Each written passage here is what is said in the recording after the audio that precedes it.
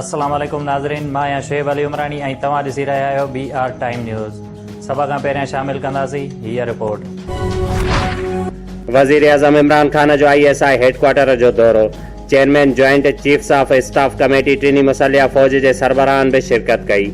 वज़ीर आज़म ऐं अस्करी क़यादत खे मुल्की ऐं इलाक़ाई सूरत हाल ते ब्रीफिंग भी ॾिनी वई।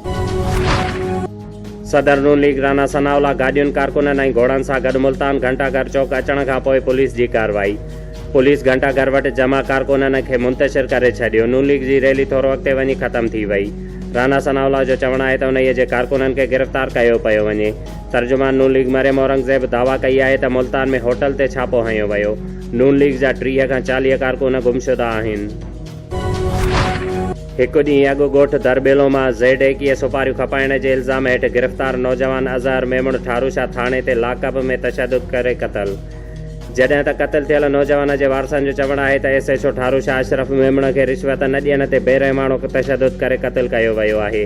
जॾहिं त DSP अब्दुल सत्तार उजण मौक़िफ़ ॾींदे चयो आहे त जवाबदार अज़हर पुट मज़हर मेमण गुटका एक्ट तहत लाकब हुयो, जंहिं सां गॾु महराब सोलंगी बि लाकब थियल हुयो, जंहिं अज़हर मेमण खे क़तल कयो आहे, जंहिं मथां 302 तहत केस दाख़िल कयो वियो आहे। हुन वधीक चयो त ड्यूटीअ ते मौजूदु नाइट इंचार्ज रशीद सोलंगी ऐं 2 सिपाहियुनि मथां गफ़लत जो केस पिणु दाख़िल कयो वियो आहे। जॾहिं त शहरियुनि सियासी समाजी अॻुवाननि पारां थाणे ते नौजवान जे क़त्ल जी सख़्त मज़म्मत कई वई आहे ऐं आला इख़्तियारनि खां शफ़ाफ़ जांच कराइण जो मुतालबो पिणु कयो वियो आहे।